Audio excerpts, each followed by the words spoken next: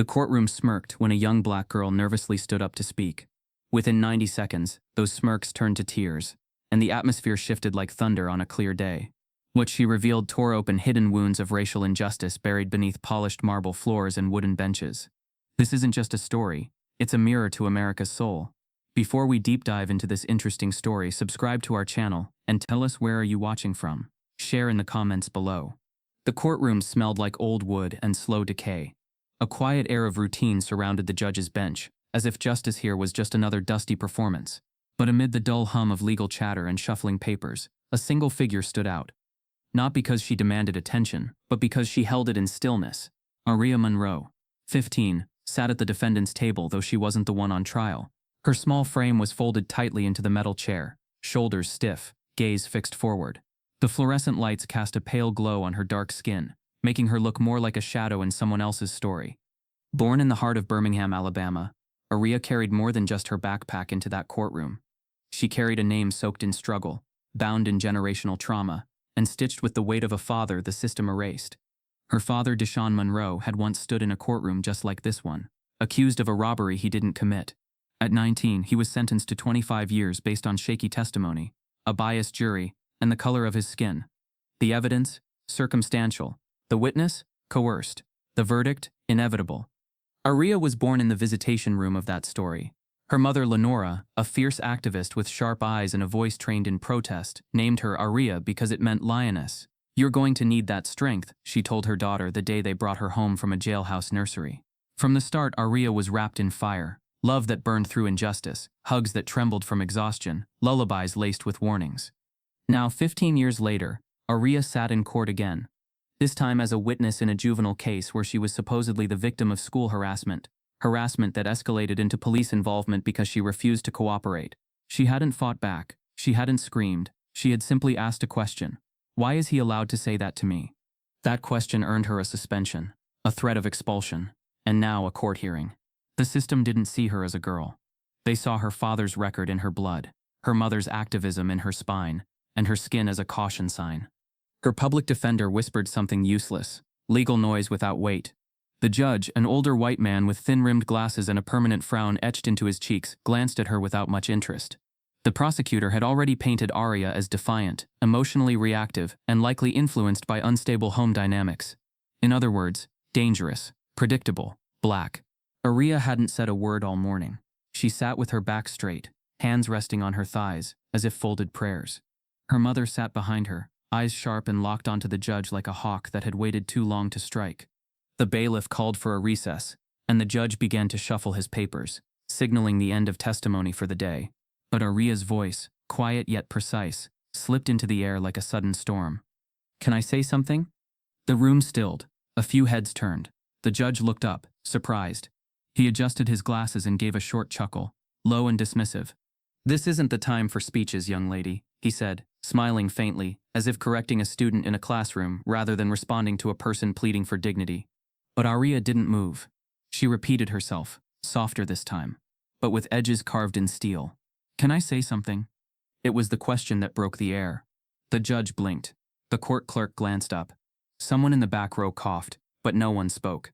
Even Lenora, so used to battling the system for her daughter, hesitated. She had never seen Ariyah like this, so still, so unflinching. "Make it brief," the judge muttered, already reaching for his gavel to... The silence in the courtroom pulsed like a heartbeat. Ariyah stood, her presence no longer small or overlooked. Her words had fractured the air, and now she carried more than her own truth. She carried memory. Her eyes, locked on the judge, shimmered not with tears, but with generations of fury kept too long beneath the surface. Behind her stillness was a storm that had been building since 1963. That same year, another black girl, smaller, quieter, and far more afraid, stood in a courtroom in the same state. Her name was Evelyn Mae Monroe, Ariyah's grandmother. She was 17, barely educated, and facing a judge who didn't see a child at all. Her crime? Trying to register to vote in Selma without the literacy certificate that white registrars demanded from black citizens. Evelyn had passed the test, twice. She could recite the preamble to the Constitution and spell emancipation backward. But that wasn't the test they wanted her to pass. The real test was obedience, deference, silence.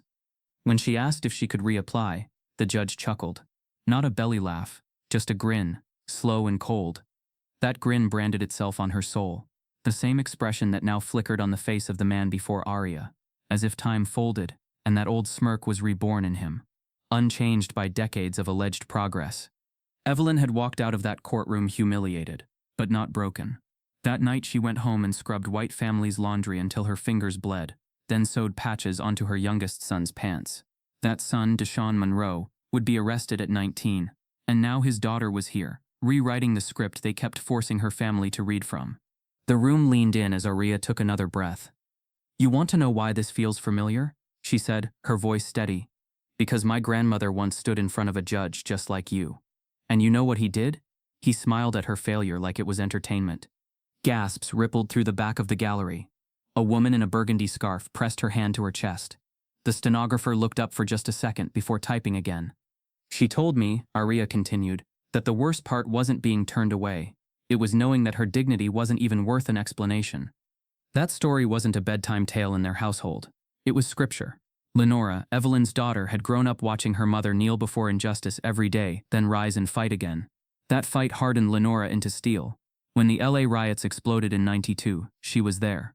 Not looting, not breaking, marching, holding signs, wrapping her arms around tear-gassed strangers, crying when Rodney King's verdict came in, and then organizing when others stayed home.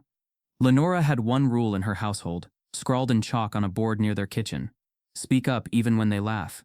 She told Ariyah those words every year on her birthday. She told her again when she got suspended for challenging her teacher's version of civil rights history, and she whispered them through the crack of the courtroom gate, just before Ariyah rose to speak. Ariyah's voice dropped softer now, like a lullaby turned lament. "I'm standing here because my grandmother couldn't. Because my mother had to scream to be seen. And now me? I get laughed at for asking to speak." No one moved. The judge leaned back slightly, eyes narrowing. He didn't like the power shift. He didn't like being reminded that the courtroom wasn't a stage. It was a stage set, built on a script someone else had written long ago. One where people like Ariyah were always made to feel like intruders. "You think this is new?" she asked, her voice gaining bite. "You think this started with me being suspended, or my dad being locked up? You think this all just happened by accident?" The question hung in the air like a loaded weapon. Behind her, Lenora wiped a tear from her cheek, but she didn't flinch. She had raised a lioness. She had fed her strength through protests, protected her with history, and sharpened her instincts with reality. She had told Ariyah not to bow, no matter how many times they tried to crush her spine. "You taught us to believe in justice," Ariyah said, eyes on the judge, "but justice never believed in us." The words slammed against the walls. A young black boy in the back row nodded slowly. A white woman clutched her handbag tighter, sensing something unfamiliar in this kind of truth. Ariyah stepped forward, barely half a pace. "You laughed because you thought this would be simple, that I'd cry or break or sit down. But I'm not just speaking for me. I'm speaking for Evelyn Monroe, who cleaned your houses and couldn't vote. I'm speaking for Ariyah Monroe, who spent his life behind bars because someone thought he looked like a suspect. I'm speaking for my mother, who raised me on truth while the world tried to bury it." Another pause. She looked down for the first time, her fingers clenching and unclenching, the way they did when she was nervous in school. But she wasn't nervous now. She was grounding herself, building force. Then she looked up and said something that shifted the room's gravity. "The problem isn't that you laughed. It's that you're used to laughing at people like me." The judge blinked. It wasn't loud, it wasn't aggressive, but it was undeniable. A mirror, held up to the very architecture of the room. Somewhere in the gallery, a black woman began to cry quietly. The courtroom guard adjusted his belt and looked away. The clerk cleared her throat, unsure whether to continue typing. Ariyah turned toward the gallery for the first time. Every girl who ever got called too loud. Every boy who got told to pull his pants up but never got taught how to dream. Every parent who begged a school not to label their child. This is for them. Lenora stood now, hands trembling. She hadn't expected this. Ariyah was always smart, always intuitive. But this was a force. The judge reached for his gavel, unsettled. But something, maybe instinct, maybe shame, held him back. His smirk had disappeared, replaced with a haunted blankness. Maybe he saw Evelyn Monroe in Ariyah's jawline. Maybe he heard Deshawn's voice in her cadence. Maybe for the first time he realized he wasn't running the room anymore. Ariyah stepped forward again. "You laughed because I looked small, because my voice was soft, but your laugh is old. It's the same laugh that echoed in 1963, when a girl just wanted to vote. It's the same laugh that echoed in 1992, when a man was beaten on video and they still said he was guilty. She took a breath. And it's the same laugh that echoed when you called my name today and didn't expect to remember it. Ariyah turned back toward the judge, fire simmering behind her calm. But you will remember my name. Because what I'm about to tell you next will make sure none of you ever forget it. The courtroom felt colder now. Maybe it was the shift in air, or maybe it was the weight of truth pressing down on every wooden panel and concrete block. Ariyah stood with her shoulders square, voice steady, eyes lit by something far older than her years. She had become more than a student, more than a daughter. She had become testimony. But she wasn't finished. Her gaze swept across the courtroom like a spotlight looking for cracks. Then, with deliberate calm, she asked, "This is what y'all call education?" No one answered. The question wasn't meant for a response. It was a scalpel, sharp, precise, and meant to cut through the room's performative order. Her tone was neither loud nor panicked. It was surgical, devastating. "I go to Crenshaw West High," she continued. "A school that looks more like a detention center than a place to learn. First thing you see walking in? 2 armed police officers. Second thing? Metal detectors. Every morning, it's empty your pockets, open your bag. No phones, no hats, no freedom. Before I even open a textbook, I'm treated like a suspect." Her voice cracked slightly, not from weakness but from memory. Ariyah wasn't exaggerating. Crenshaw West was underfunded, understaffed, and over-surveilled. Paint peeled off the ceilings, textbooks were older than the students, and half the bathrooms were locked to prevent vandalism. But what couldn't be locked was the tension. Every hallway reeked of it, students dodging assumptions, swallowing rage, walking tightropes between expression and expulsion. "I walk through metal detectors just to sit in a classroom, where no one even bothers to know my name," Ariyah said. "They see me, but they don't see me." Behind her, Lenora nodded slowly. She knew the look teachers gave Ariyah, that distant mix of pity and prejudgment. The kind that says, "We've already decided who you are." Ariyah took another breath, grounding herself. "You know what they call it? At-risk youth. Like we're defective machines. But maybe we're not broken. Maybe the system is." The judge shifted slightly in his chair, uncomfortable but unmoved. Ariyah's hands curled at her sides, the rhythm of her pain guiding the flow of her words. "My suspension? It wasn't because I started a fight. It wasn't because I disrespected a teacher. It was because I asked why our curriculum has 5 chapters on Abraham Lincoln, but barely 1 paragraph on Malcolm X." The silence in the courtroom became stifling. Real, heavy. "They told me to sit down," she said, "and I did. But I brought it up again the next day. And the day after that. Then one day, the teacher asked me to step outside. She told me my tone was threatening. All I asked was, 'Why don't we learn about Fred Hampton?' I guess questions sound dangerous when they come from a black girl." It wasn't just that Ariyah had questioned the system. It was who she was when she asked, and that was the real threat. "I got written up," she continued, "then suspended. The form said, 'Disruption to instructional time,' but all I disrupted was silence." She looked at the jury box, even though no jury had been seated for the hearing, and let her words echo. "You want to talk about disruption? How about being 15 and told that your skin is a problem before you even open your mouth? How about a school where the counselors double as security guards, and the principal knows your file number before your middle name?" The statistics were written into her life like fine print. Black students were 3.5 times more likely to be suspended than white students. In schools with heavy police presence, those numbers doubled. And black girls? They were the fastest growing demographic in juvenile detention centers. That pipeline, school to court, court to jail, wasn't a myth. It was a system, and Ariyah had been shoved to the edge of its conveyor belt. She turned toward the judge again. "Y'all ever wonder how a kid ends up in a courtroom without committing a crime? It starts at places like Crenshaw West. Places that feel more like training grounds for control than classrooms for possibility." The judge said nothing, but the clerk's hands had begun to tremble on her keyboard. "See, school's supposed to prepare you for life," Ariyah said. "But my school prepares me for prison. We don't have debate clubs. We don't have art classes, but we got lockdown drills every week. We don't learn how to code, but we learn how to keep our hands where the officer can see them." Her voice cracked now, but not with weakness, with something deeper, something righteous. "I used to think it was my fault," she admitted quietly. "Like maybe I talked too much. Maybe I asked the wrong questions. But now I know it was never about me. It was about a system that wasn't built for me." A tear slipped down her cheek, but she didn't wipe it away.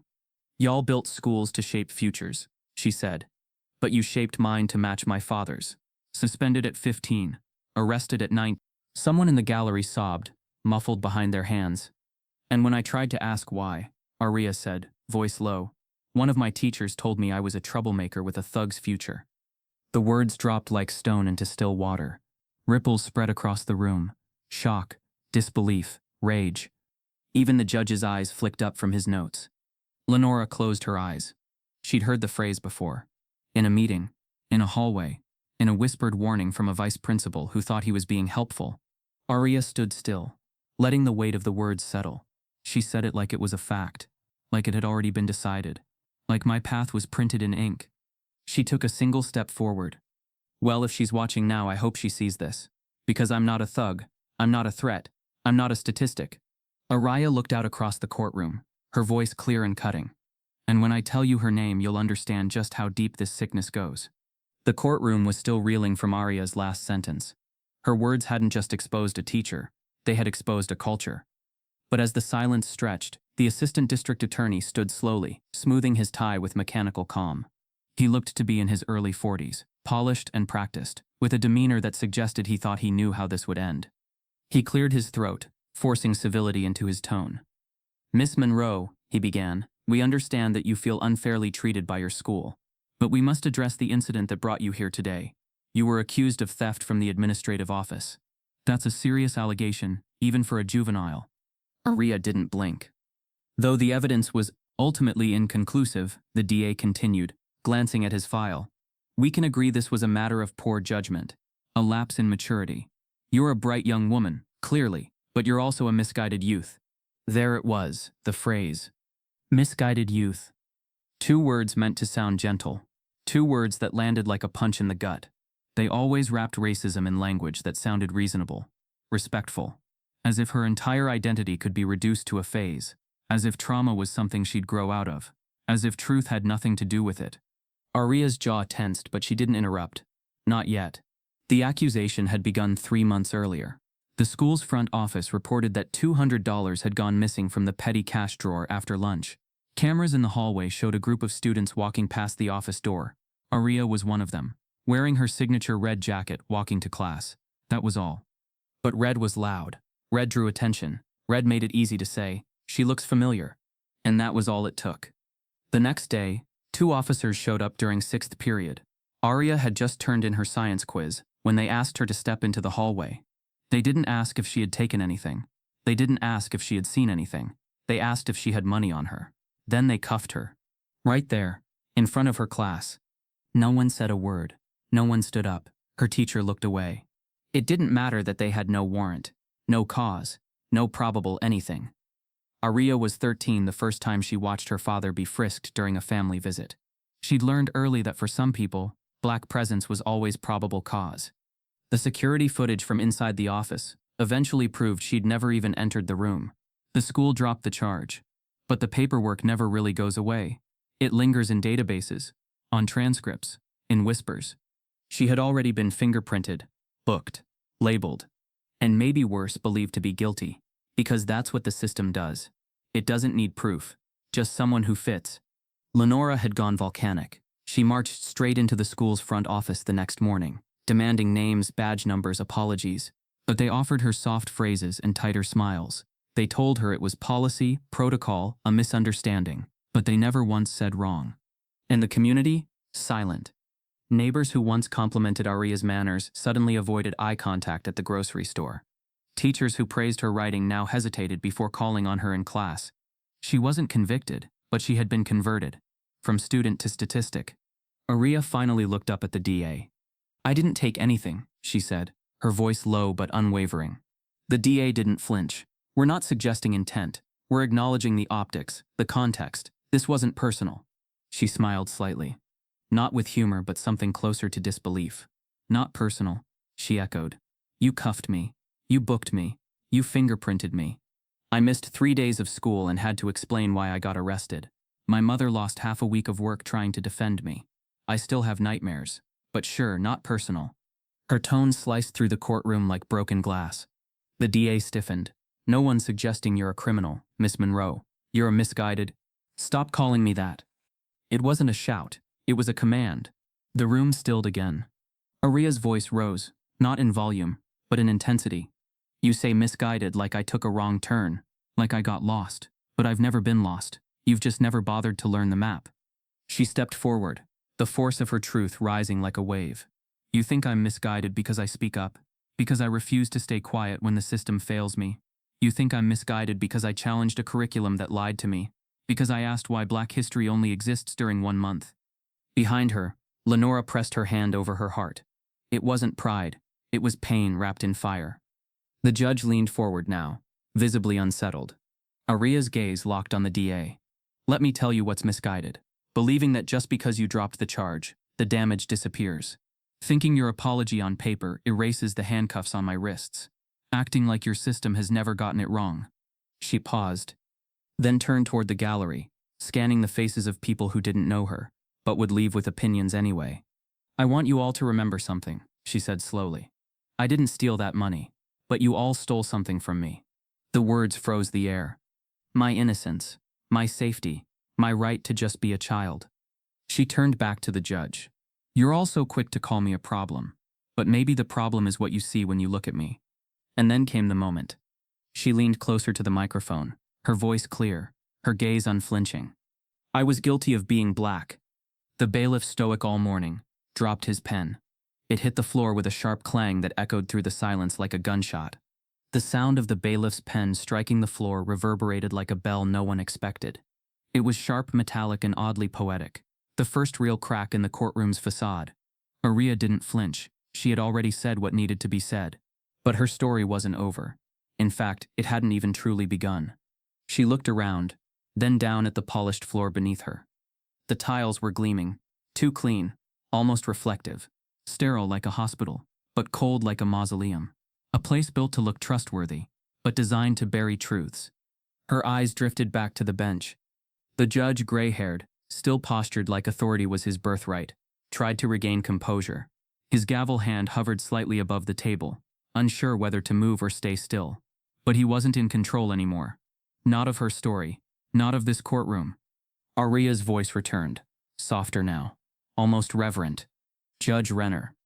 The name fell into the room like a secret finally released. She hadn't said it with accusation, just recognition, but it landed with weight, like history coming full circle. That's your name, right? She continued, locking eyes with him. Judge Thomas Renner. The judge nodded cautiously, already sensing where this was going. His mouth opened slightly, but no words emerged. Ariyah stepped forward. You don't remember me. That's okay. I didn't expect you to. But I'm sure you remember my father. The tension spiked instantly. A murmur rippled through the gallery. Lenora's hand slowly covered her mouth, as if the truth had taken physical form and slapped the air from her lungs. Ariyah took another step forward, hands still at her sides, voice steady. Ariyah Monroe, she said, 19 years old, arrested outside a corner store on 13th and Willow, charged with armed robbery, no fingerprints on the weapon, one witness statement, and a face that fit the narrative. The judge blinked. You sentenced him to 25 years, she continued. I wasn't born yet. My mother was 6 months pregnant when he was locked away. You said he showed no remorse, even though he said again and again that he didn't do it. She paused, letting the weight of those years settle over the room like dust from a collapsed building. You wore the same expression that day, Judge Renner, Ariyah said. The same frown, the same silence when the defense asked to call another witness, the same little eye roll when the lawyer brought up police misconduct. She wasn't speaking for sympathy. She was documenting history. My father begged you to let him speak. You said, you've spoken enough. But the man who actually did it, he got arrested 3 months later, confessed. Same MO, same street, but you never overturned the ruling. You said, and I quote, the matter is closed. She turned slightly, facing the gallery now. My family stood in this courtroom 3 times. Once for my grandmother, who was fined for disturbing the peace during a protest outside the courthouse in '73. Once for my father, who lost a lifetime over a lie, and now me. Her eyes narrowed, but her tone didn't rise. It stayed cold, clinical, the way truth can sting harder when it's unflinchingly calm. 3 generations, she said. Same courtroom, same judge, same pattern. An audible gasp spread through the room. Even those who'd remained detached were now alert, calculating timelines in their heads, realizing how the polished floors they walked on were slick with invisible blood. You're not just a judge, Ariyah said. You're a legacy, a monument to how justice bends when it sees skin like mine. Judge Renner finally leaned back, his fingers tightening around the armrests of his chair. For the first time, his face cracked, not in defense, but in recognition. He remembered. He couldn't say it, but he knew. I looked up the transcripts, Ariyah said. It's all public record. The prosecutor's case was flimsy. The defense asked for a delay. You denied it. They wanted to introduce phone records that proved my father wasn't even near the store. You said it wasn't relevant. She paused. My father's life wasn't relevant. The courtroom was frozen. Not even the court reporter was typing. She had stopped, hands hovering above her keys, watching history replay itself live.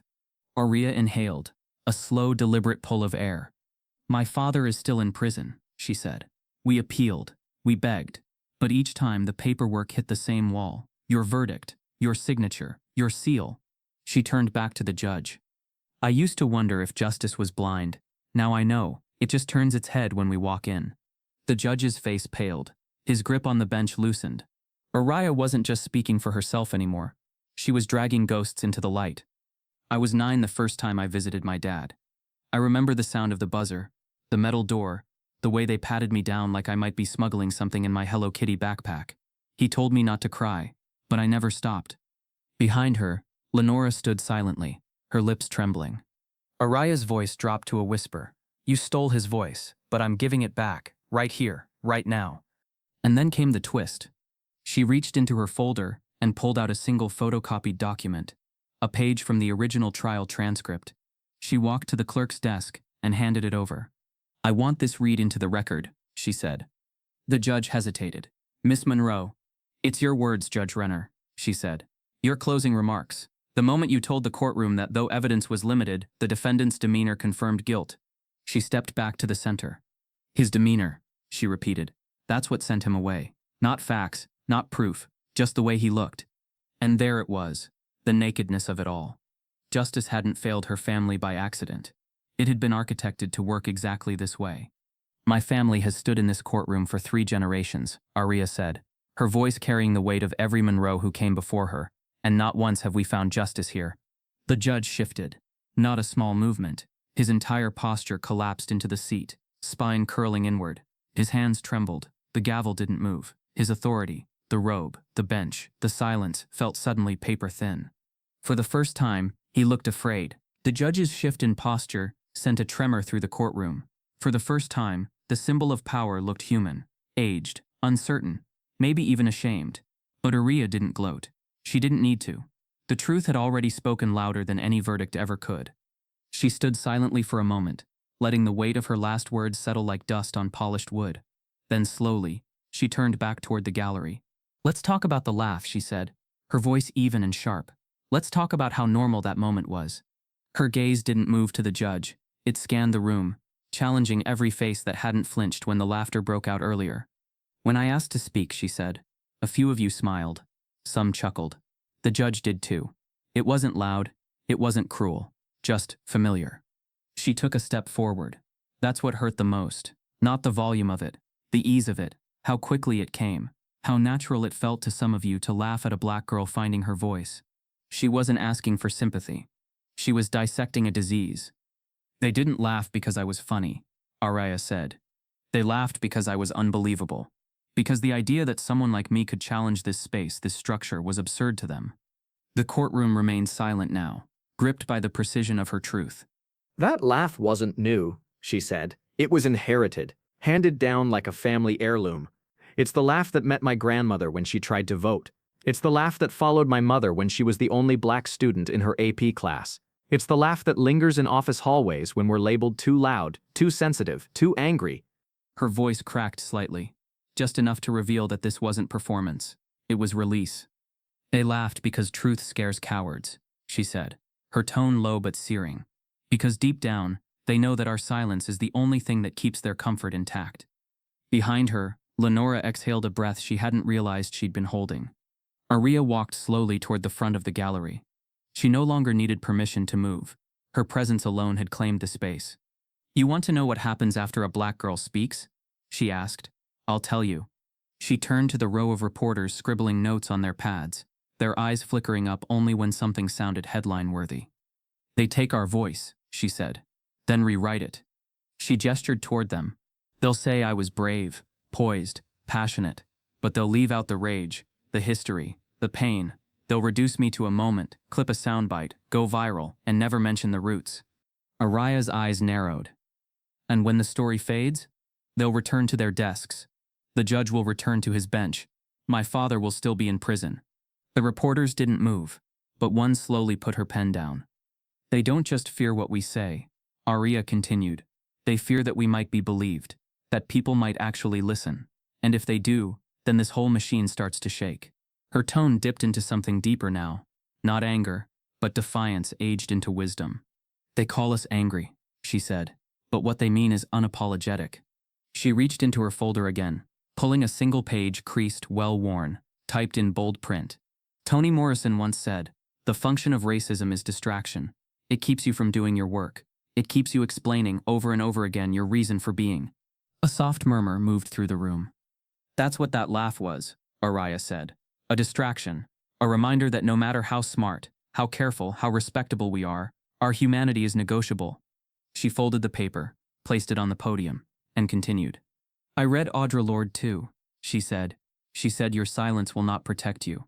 And she was right. Her voice softened. They laugh to make us shrink, to shame us into silence. But I'm done being small. A pause. I will not disappear to protect your comfort. A juror in the back, a white woman in her 60s, shifted in her seat. Her hands fidgeted with the hem of her blazer. Ariyah noticed. She saw the way her eyes glassed over, how her mouth trembled with something she didn't know how to name. This isn't just my story, Ariyah said. It's every black girl who raised her hand and got labeled as aggressive. Every girl who braided her hair and got told it was too ghetto. Every girl who scored high but got accused of cheating. Every girl who was loved at home but targeted in school. She took one last step forward. Laughter, she said, has always been used to cover fear. But you're not laughing now, are you? The room held its breath. They laughed, she said, because truth scares cowards. Then, quietly, the unexpected happened. The white juror in the back, who hadn't said a word all morning, slowly lifted her hand to her eye. She wiped away a tear, not for herself, not out of guilt, but something rawer. Recognition. And as she lowered her hand, her lips moved without sound, mouthing something to Ariyah that only the girl could see. I'm sorry. The juror's whispered apology lingered in the air, fragile and unspoken, yet louder than any courtroom outburst could ever be. Ariyah didn't respond with a nod or a glance. She simply held her ground, not out of defiance, but out of respect. The moment wasn't hers alone. It belonged to every soul who had sat in a room like this, heart pounding, voice trembling, and still never heard. And there were many. I'm not standing here just for myself, Ariyah said, her voice almost reverent now. I speak for those who never got a chance to. The courtroom didn't move. Some tried to pretend she hadn't just turned the floor into sacred ground. But others knew. They could feel it, like a shift in weather, before the storm finally breaks. She looked around again, not at the people, but at the spaces between them. The empty benches, the air. They're here, she said quietly. You might not see them, but I do. Someone in the gallery frowned, confused, but Ariyah wasn't talking to them. Not directly. I dreamed about this night, she said. Last night I saw this courtroom, but not like this.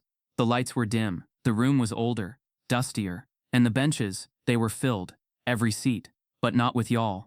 She paused, and her voice dropped into something softer. With ghosts.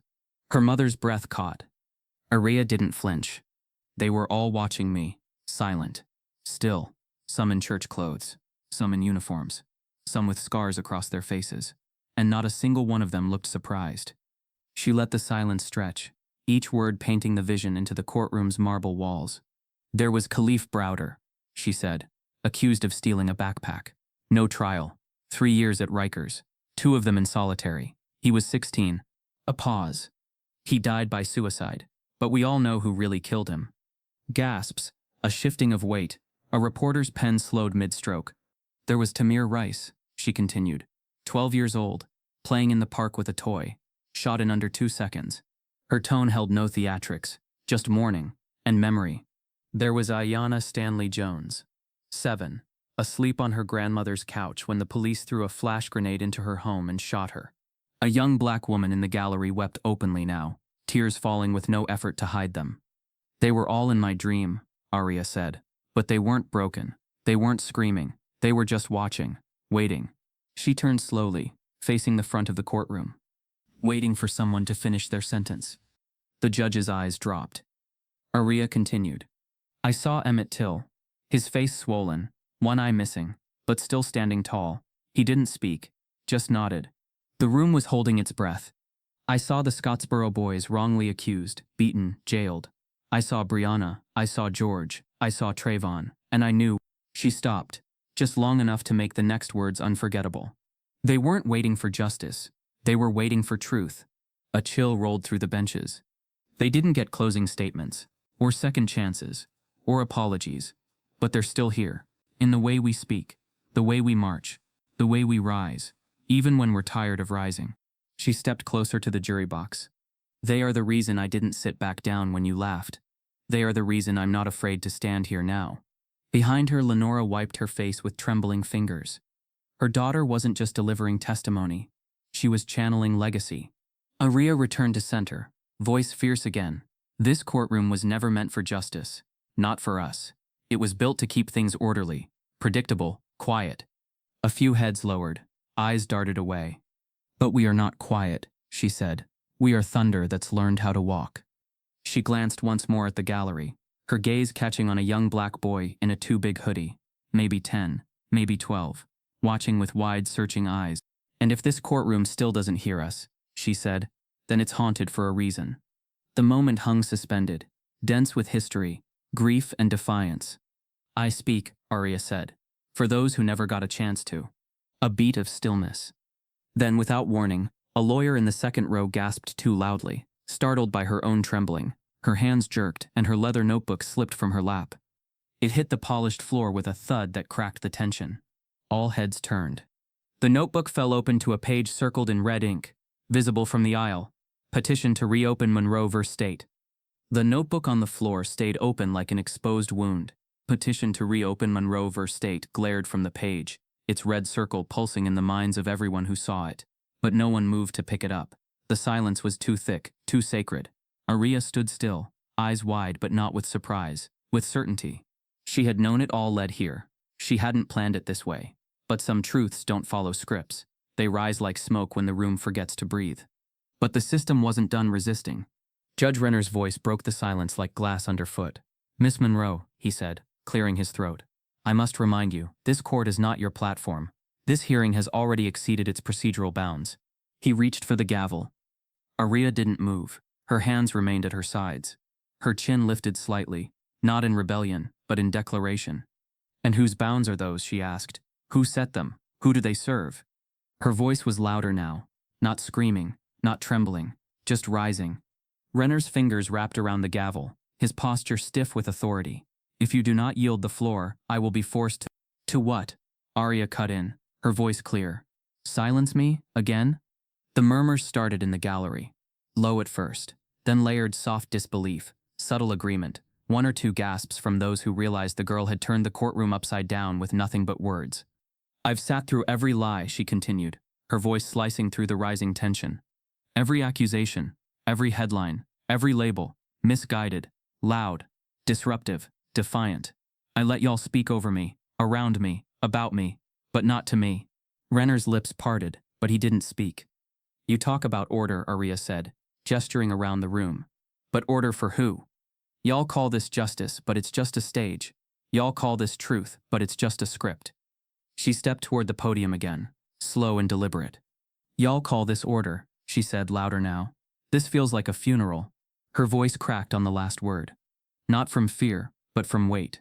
The courtroom didn't just go silent, it went still, as if her words had collapsed the very air they floated in. A juror shifted uncomfortably. One reporter dropped his pen. A woman in the second row dabbed her eyes with a tissue she'd folded into a corner 20 minutes ago. The judge finally raised the gavel. I will have order in this court. Order, Ariyah snapped. You mean the kind where you talk and I listen? Where you point and I sit down? Where you decide who's worthy of voice and who's worthy of a cage?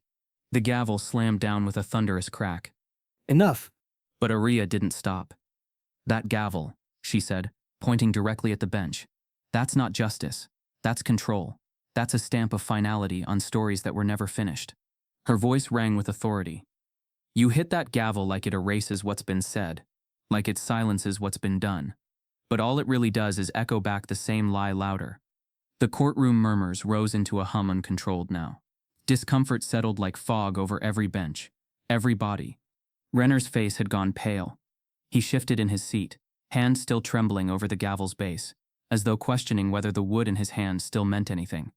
And in that moment, Ariyah's voice dropped again, quieter than it had been all day, but somehow more dangerous. Truth doesn't need your permission. Behind her, Lenora stood. It was a silent movement, but it changed the room's rhythm. One by one, others began to rise. No chant, no shout, just presence. A young black woman, an older man with graying temples, a boy who couldn't be more than 11, standing not in protest, in testimony. The judge looked up, then down at the petition still open on the floor. His jaw clenched. He couldn't stop this anymore.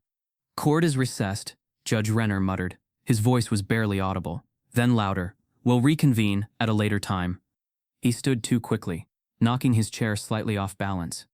And as he turned away, face pale and eyes unfocused, the gavel remained untouched.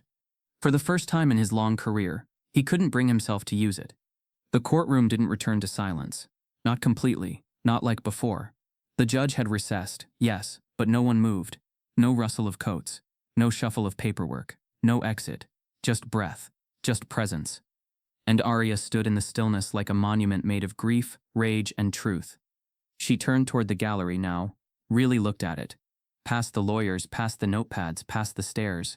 Her gaze found the row of black women seated in silence. Their bodies still but charged with something ancient. They weren't there for spectacle. They weren't there for closure. They were there because they had no choice. Ariyah's voice returned, low and reverent. I want to speak their names. No one objected. They are the ones this courtroom doesn't see, she said. Not really. Because they're not yelling. They're not throwing fists. They're just here, with eyes that carry more history than most of us will ever learn in school. She took one step forward. Miss Danielle Russell. A woman in the third row lifted her chin slightly. Her eyes were dry, but her lips pressed tight, trembling. Your son, Karen, was 17, shot outside a gas station by an off-duty cop who said he looked nervous. A beat passed. The room didn't blink. They said he lunged, Ariyah continued, but the store camera showed him holding a Slurpee. Danielle closed her eyes. Mrs. Joy Carter. Another woman nodded faintly. Her hair was braided tight, edges smoothed, hands gripping the strap of her purse like it was a lifeline.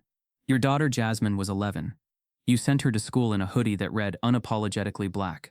She never made it through the week without a suspension. They said she incited discomfort. Joy's face didn't move, but her right hand trembled against her knee.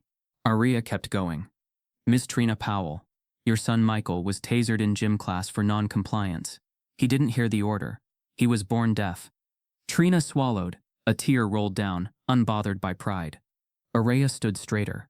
We act like these stories are separate, like they're mistakes, flukes, but the mothers in this room know better. She turned slowly, letting the weight of her words echo. They know what it feels like to raise a child inside a system that is already preparing their obituary. The reporters stopped writing. They were listening now, not as journalists, but as people. Ariyah's voice thickened. These mothers didn't just bury children. They buried innocence. They buried hope. And still they showed up. Behind her, Lenora's breath hitched. She had been silent all morning. Silent through every accusation, every truth spoken by her daughter. But now, as Ariyah's voice wrapped around the other women in the room, her body trembled. Her fingers slid into her bag and gripped the rolled protest sign she had carried to every march since Deshawn's conviction. She hadn't even realized she brought it today. She clutched it like a weapon, or maybe a prayer. Ariyah's voice cracked for the first time. My mom never stopped fighting, she said, even when she knew the odds, even when she knew the system wasn't broken. It was built this way. Lenora lowered her head. Tears escaped silently, running down her cheeks like stories she could no longer hold back. My mom sat outside this courthouse with that sign for 3 days when my father's appeal was denied, Ariyah said. In the rain, in the heat, alone. The courtroom was a cathedral now. Not because it was holy, but because every word Ariyah spoke became sacred. I used to ask her why she never stopped, she continued, and she said, because they're waiting for me to. She paused. These mothers, every single one, bled in silence. In courtrooms, in schools, in police stations. They bled when their child was handcuffed, when their voice was mocked, when their future was erased with the stroke of a pen. She stepped toward the center of the gallery. "You see these floors?" she asked. "These polished tiles? You walk on them like they're neutral, but they're not." She turned toward the judge's empty bench. "They're not clean, they're not innocent, they're soaked in silence." Her final words didn't need to be loud. "Their blood is under this floor." A pause fell, deep and unmovable. Then, something no one expected. From the edge of the courtroom, the security guard, the same one who had stood expressionless for hours, slowly stepped forward. His eyes were wet, not streaming, but steady, measured. And then deliberately, almost ceremonially, he removed his hat. The air shifted again. Not one of authority or discipline, but of grief and respect. He held the hat against his chest and said nothing, but every person in the courtroom could feel what he meant. For the first time, the law wasn't looking down at Ariyah. It was standing with her. The courtroom guard's silent tribute hung in the air like a flag lowered to half-mast. Ariyah saw it, but didn't acknowledge it. Not because it didn't move her, but because she knew if she looked too long, she might fall apart, and this wasn't the time to break. She wasn't finished. She turned back toward the gallery, where eyes brimmed with tears and jaws stayed clenched to keep from trembling. The pain wasn't just in her words now. It was radiating outward, like heat from a long-smothered fire finally finding oxygen. But Ariyah's voice, when it returned, was different. It was no longer fighting to be heard. It was guiding, lifting, commanding. "We talk about violence like it only starts with a gun," she said, "but there's another kind, quieter, older, the kind that hides in books or gets erased from them." Her tone wasn't accusatory. It was surgical. "They never taught us about Tulsa," she said, "about how Black Wall Street was burned to the ground while the police watched, how over 300 people were killed and thousands more displaced because a lie was easier to believe than our success." She didn't blink. "They never taught us about the Red Summer of 1919, how dozens of cities erupted in white-led riots against black communities, how they hunted people in their homes, in churches, in schools." The courtroom seemed to pull back, every breath hesitant, as if hearing these names aloud disturbed a silence long protected. "They told us about Rosa Parks," Ariyah continued, "but they left out Claudette Colvin, 15 years old, same protest, same bravery, but she was dark-skinned, pregnant, poor, so they erased her." She stepped closer to the jury box, her footsteps slow and deliberate. "They gave us Dr. King in sound bites," she said, "but never his letters, never the anger, never the part where he said that white silence was worse than white violence." Another pause. "They gave us Malcolm X like a warning sign, not a man trying to teach his people self-respect." The reporters were silent now. Not one keystroke echoed. Their pens had lowered. Their heads had not. Ariyah turned toward the bench where Judge Renner's chair sat vacant, the gavel still untouched. "You know why they leave those things out?" she asked. "It's not about space in the textbook. It's about comfort. They make us forget, so they don't have to change." Hook. Her voice didn't tremble. It rose measured and prophetic. Her words no longer belonged to her. They belonged to the legacy unfolding in real time. Behind her, Lenora wiped her eyes and nodded slowly. Not just as a mother, but as a student of history, who never got to see herself in its pages. Ariyah faced the crowd again. Every name they erase becomes an empty seat in this courtroom. Every story they skip becomes a verdict already written. She pulled a small book from her folder, a tattered paperback with a cracked spine and highlighted pages falling loose. Toni Morrison said, "If there's a book that you want to read, but it hasn't been written yet, then you must write it." A quiet inhale moved through the room. "That's what this is," Ariyah said. "My story, my book, my chapter in history." She placed the book gently on the podium. "Because I won't let them write me out." The air seemed heavier now, not suffocating, but full, like something sacred had entered. Then she looked at the rows of faces one more time. Her voice softened, but her spine stayed straight. "You want to know what this country's real curriculum is?" she asked. "It's omission. It's deflection. It's protecting the powerful from the truth." She pointed to the bench. "But I've read too many footnotes to stay quiet." She turned slightly toward the back of the courtroom. Her eyes met someone seated alone, shoulders slumped, a hand clasped tightly around a notebook. "I see you," Ariyah said, "even now." A pause. "You were my teacher." Everyone turned.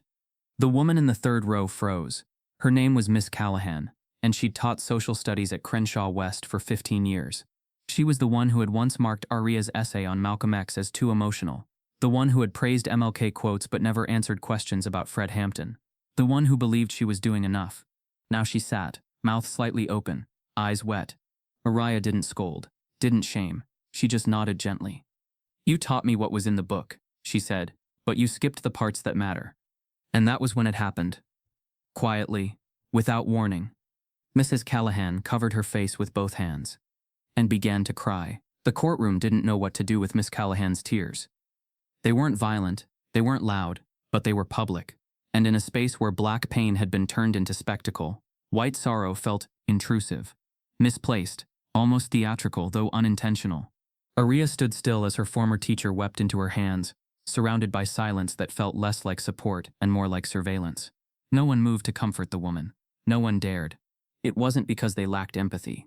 It was because Ariyah had just reminded them all what those tears cost when they belonged to someone who will be listened to, while hers, and her mother's and her grandmother's had always been turned into warnings. She took a breath, then another, then walked back toward the center of the courtroom, with the precision of someone cutting through a lie. "I'm not mad at her," Ariyah said. Her voice was soft, almost kind. "I'm not even surprised." Her eyes swept across the gallery, then back to Ms. Callahan. "It's hard to look at what you've ignored. Harder to admit it hurt someone." She didn't sound angry, she sounded exhausted, as if she were mourning something even deeper than injustice, like the loss of faith that truth alone could ever be enough. "But the problem isn't her tears," Ariyah said. "It's what happens after them." She turned now toward the prosecutor's table. The assistant district attorney, the same one who had called her misguided, was watching with an expression that teetered between embarrassment and confusion. "I've seen this pattern before," Ariyah continued. "Black pain makes people uncomfortable, so you shrink it, reframe it, redirect it." She stepped closer to the jury box. "You change the subject. You shift the gaze. You say things like tone and timing and not all, but what you never do is sit with it." There was no shouting, no anger, just a clarity so sharp it left no room for evasion. She faced the gallery again. White discomfort has always been louder than black suffering. Someone in the back sniffled. Ariyah didn't stop. "You say it's too much, too intense, too soon. But y'all never say that when it's your stories being told." She paused. "You want to know what real fear looks like?" The room held its breath. "It looks like a mother waiting for a phone call at midnight. A beat. It looks like a kid crossing the street and hoping the officer's in a good mood. Another. It looks like me, standing here, knowing that even if I speak perfectly, even if I carry every receipt and record and quote, I still might not be believed." Her voice was firmer now. "That's fear." She turned back toward the prosecution table. "But my tears," she said, "they make you uncomfortable. Because they're not for show. Because they don't ask for pity. They ask for accountability." A hush fell again. She stepped to the center of the room. "If my tears make you uncomfortable," she said slowly, "maybe your comfort was never clean." No one could meet her eyes now. Not the reporters, not the jurors, not the clerks who had transcribed every word but hadn't written a single feeling. Ariyah let the silence stretch. "You don't get to cry first," she said, her voice trembling with restraint. "Not after centuries of silencing us, not after decades of telling us to calm down, sit still, be grateful." She looked directly at the DA. "You called me misguided, but I know exactly where I'm going." And then, she delivered the unexpected. "I'm not afraid of your silence anymore. I'm afraid of what happens if we stay silent." The courtroom seemed to pulse, not in sound, but in emotion, something invisible but undeniable. The DA, still seated, opened his mouth as if to respond, but nothing came out. His hand hovered over his notes, trembling slightly. And for the first time since the hearing began, he stood frozen, unable to speak. The courtroom had grown still again, not from peace, but from pause. The DA stood like a man who'd forgotten where he was, his mouth slightly parted, the notes on his desk untouched, his posture brittle. No defense, no objection, no interruption, just stillness. Ariyah stood alone at the center, not victorious but present. She hadn't come to win, she'd come to reveal, and now that every mask had cracked, she didn't stop there. She took another breath, one that sounded like resolve being born inside a storm. "I've talked about justice," she said slowly, "but maybe that's not enough." The room remained silent, but the weight in it shifted. She was no longer dismantling. She was rebuilding. We say that word like it fixes everything, like a verdict changes history, like a headline heals wounds. She turned slightly toward the judge's bench, still empty, still echoing with the gavel that never fell. But what if justice isn't what we need most? She asked. A few heads lifted at that, confused, uncertain. Ariyah let them wonder. What we need, she said, is repair. She walked slowly across the courtroom floor, less like a speaker, more like a preacher tracing the edges of sacred ground. We need more than apologies written on press releases, more than promises tucked into school mission statements, more than scholarships named after the same kids you failed. Her voice deepened with a rhythm older than the courtroom itself. We need systems that don't just acknowledge our pain, but undo the policies that caused it. She stopped at the front row of the gallery, looking into the faces of the mothers, the students, the elders. We need schools that teach truth, not tolerance. She turned toward the prosecutors. We need laws that don't see black skin as probable cause. She turned toward the journalists. We need media that doesn't frame our grief as volatile, or sensitive, or ungrateful, but human. Then finally, she turned to the judge's bench. And we need leaders who know that justice is not a gavel, it's a garden. Her voice cracked, but she didn't stop. It has to be watered, fed, tended, or it dies and we bury more than names. The moment hung, the silence pregnant with something sacred. Ariyah inhaled. This courtroom doesn't need a verdict, she said, her voice now wrapped in thunder and scripture. It needs a resurrection. The gallery gasped. Not out of drama, but because something in those words felt ancient, as if history itself had turned to listen. From the bench, Judge Renner had returned at some point. No one noticed when, but now seated quietly, his hands trembled atop the wood. His robe looked heavier than it had an hour ago, the weight of decades now visible on his shoulders. Ariyah didn't look at him.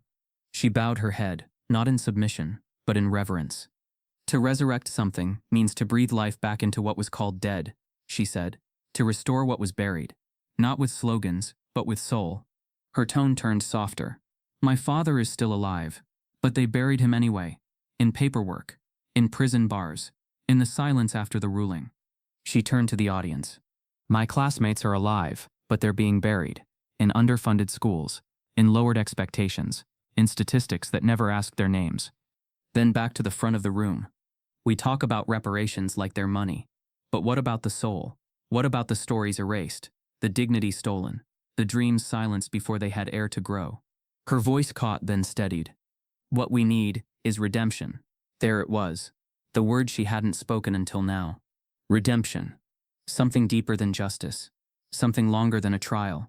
Something earned, not by one girl's testimony, but by a nation willing to sit in its own reflection and finally tell the truth. She stepped back to the podium. Her mother stood now too, her eyes red, her shoulders no longer clenched but open. Strong. Ariyah's voice came once more, quiet as breath. We can't move forward by pretending the wound wasn't there. We can't build a new system while protecting the foundation of the old. A pause. So if you really want justice, start with the soul. The final words echoed through the courtroom like a psalm written in flesh and fire. And just then, a murmur outside the doors. Movement. Something stirring. A court assistant leaned into the judge's ear, whispering urgently. He stiffened, turned toward the doors. Beyond the glass, a crowd had gathered. Not protesters, not press. People, dozens, hundreds, black, white, old, young. They weren't chanting, they were watching. Waiting. The courtroom doors quivered, not from force, but from pressure. Something was about to break open. The doors didn't burst open. They parted slowly, as if even the world outside knew it was stepping into something sacred. The crowd entered with reverence. Some in silence, some whispering as though they'd wandered into the aftermath of a revelation. Many had seen the live stream on their phones. Others had watched clipped footage, barely over a minute long, already edited for views. Some had no idea what they were walking into, just that something was happening. And Ariyah? She didn't flinch. She didn't bow. She stood exactly where she had been when the courtroom changed. Not everyone came to listen. The cameras followed soon after. Local crews, national networks, online streamers, boom mics and iPhones. Microphones appeared like shadows. A reporter from Channel 7 leaned forward as Ariyah was led out by her mother, still hand in hand. Ariyah Monroe, she called out. How does it feel to go viral? A second voice followed. What would you say to young people inspired by your bravery? Flashbulbs sparked. Lenses zoomed. Hashtags multiplied. Before she even cleared the courthouse steps. Joel? Brave girl? Ariyah speaks. Silence is broken. By sundown, the headlines began to flood in. Brave girl stuns courtroom with unscripted speech on race. Teen delivers speech of the year to silence a judge. 15-year-old becomes face of justice reform movement. Each headline shorter than the truth. Each clip louder than the silence that followed. Ariyah read them all, but she didn't smile. This wasn't bravery, she said to her mother as they sat on the living room floor that night. News anchors flickering soundlessly from the muted TV. This was survival. Lenora nodded, slowly. They like a good quote more than a good reckoning. Ariyah picked at the edge of her sweater, jaw tight. They want a moment, not a movement. And she was right. Online, her face trended for 48 hours straight. Politicians retweeted snippets. Celebrities offered scholarships. Activists called for interviews. But beneath the praise, Ariyah felt something familiar, something hollow. They weren't listening. They were watching, consuming, digesting her trauma like content. She scrolled through her own name and saw things that made her stomach turn. Edited clips with music added underneath. You go, girl. Captions next to photos of her crying. Think pieces that turned her into an archetype, a symbol, anything but a person. She dropped the phone on the carpet. It's like they want to celebrate me without fixing anything. Lenora rubbed her back gently. It's how the world's always handled black truth. Applaud it, quote it, then return to the same broken systems. Ariyah whispered. If they really listened, they'd change the laws, not just share the clip. Her voice was barely audible, but Lenora heard every word. The next morning, the sun rose quiet, as if afraid to follow what the night had witnessed. Ariyah awoke to dozens of missed calls, emails, notifications that blurred into each other. One message stood out. Subject line: urgent request from House Committee on Judiciary. It wasn't a prank. It wasn't a campaign. It was a formal request. Congress wanted her speech. All of it. Word for word. They wanted to enter it into the congressional record. They wanted her to appear if she was willing, before the House Subcommittee on Civil Rights and Civil Liberties. The letter said it was history, but Ariyah knew better. History had always been a record of what they chose to remember. This time, it would be what she refused to let them forget.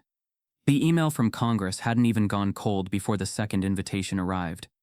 This one came with a crimson seal and a crest that Ariyah had only seen in movies. An invitation from Harvard University's Center for American Political Thought, requesting her as a keynote speaker for their spring symposium on racial justice and legal reform. She read it twice, then a third time. Lenora sat across the room, watching her daughter in silence, hands folded tightly in her lap. They said they'd cover flights, lodging, stipend, Ariyah said, voice steady but distant. They said they've never seen a student speak like that before. Lenora blinked slowly, the weight of generations behind her eyes. You're not just a student, she said softly. You're a witness. Within weeks, Ariyah found herself speaking at high schools, community centers, even youth detention facilities, each time with her notes in one hand and her father's faded photograph in the other. She didn't preach. She remembered. She reminded. She retaught what the world had buried. She told the stories they tried to erase. Not long after, Crenshaw West, the same school that once suspended her for asking why Malcolm X was missing from their textbook, issued a public statement, an apology. It wasn't just words. They released a new curriculum plan, announced a restorative justice program, invited Ariyah to lead a panel. It didn't erase what they'd done, but it was the first time they had even admitted it. Still, one envelope, unexpected and yellowed, arrived with no return address. She opened it cautiously. Inside was a letter typed on thick parchment. The first line read, Miss Monroe, I've been a judge for over 40 years. I have never written a letter like this. It was signed by Judge Thomas Renner. In the letter, he admitted to what he had once called unconscious bias. He wrote of her father's trial, not in apology, but in reckoning. He acknowledged the mishandling, the haste, the way he had ignored Deshawn's eyes while focusing on his record. He wrote, In that courtroom, you became everything the law forgets. Conscience, clarity, fire. You held a mirror, and I saw the cracks in my own reflection. Ariyah folded the letter gently, tears in her eyes. She didn't show it to anyone, not even Lenora. Some things weren't meant to be shared, only carried. She returned to that courthouse once more. Not in fear, not in protest. In transformation. This time, she didn't walk past the gates in handcuffs. She walked with a group of young girls from her neighborhood, each of them holding notebooks, eyes wide, feet firm on the pavement. The courthouse had changed. Literally, the old signage had been replaced. New bronze letters mounted above the steps now read, "The Evelyn M. Monroe Justice Center," a name once overlooked, now etched in metal. Her grandmother's name. The same woman who was denied the right to vote in this very city, who was laughed out of courtrooms, who scrubbed floors by day and studied protest flyers by night. Her name, rewritten in gold. Ariyah looked up at the letters, then down at her hands. For once, she whispered to herself, they didn't just see my skin, they saw my soul. The girls beside her followed her gaze. Was she your mom? One asked, pointing to the name. She was more than that, Ariyah said, her voice steady. She was all of this. They kept walking. Past the same bench where her father had once sat in shackles. Past the doors where her mother had once protested in the rain. And past the place where she had once been laughed at for asking to speak. As she passed the corner of the building, something stopped her. A soft buzzing. She turned. Behind her, someone was adjusting a fresh plaque being installed beneath the new courthouse name. It read, "Dedicated to those who were silenced, and to the girl who spoke anyway." The sun rose differently that morning, not in defiance or declaration, but with a softness, as if the sky itself understood what the day was about to hold. A crowd gathered along the southern wall of the newly renamed Evelyn M. Monroe Justice Center, where black cloth covered the long concrete surface. The wall had stood empty for decades, just paint and shadow, but today it would become something more. Ariyah stood with her mother and a city official, eyes focused, heart steady.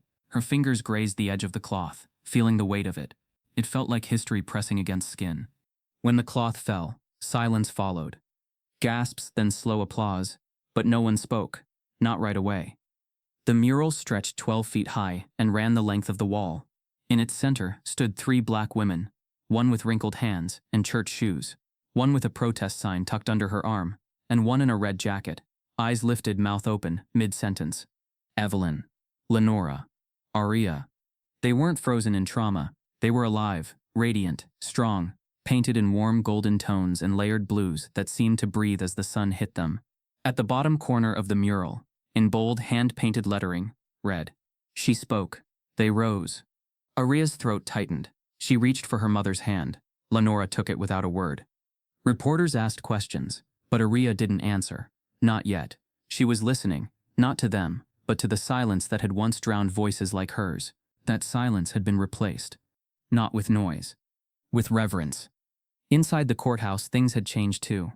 A copy of Ariyah's speech, the one delivered without warning or permission, now sat behind glass in the law library, annotated, referenced, quoted. Law schools across the country had requested access to it. One professor called it a living case study on voice, systems, and the urgency of youth-led reform. The courtroom that once laughed, now taught her words. But the moment that followed, the one that cemented everything, came from a voice few expected to hear again. At a smaller, more intimate ceremony days later, attended only by the family, staff, and a few invited guests, a single chair remained empty. No name card, no expectation. And then Judge Renner walked in. No robe, just a worn gray suit. He moved slowly, carefully. Each step felt measured, not just in pace, but in intention. Ariyah stood, her mother's jaw tightened, unsure. But Renner didn't approach them directly. He walked to the mural first, stood before Evelyn's painted face and removed his hat. Then he turned to Ariyah. "I have one thing left to do," he said. He reached into his coat pocket and unfolded a letter. His voice was faint but unshaking. "To the girl who reminded me that justice is not something you deliver, it's something you answer to." He folded the letter and placed it at the mural's base. Then, turning to the crowd, he added, "I once thought the law was order, but she taught me it should be restoration." He left without a photo, without applause. And maybe that was the point.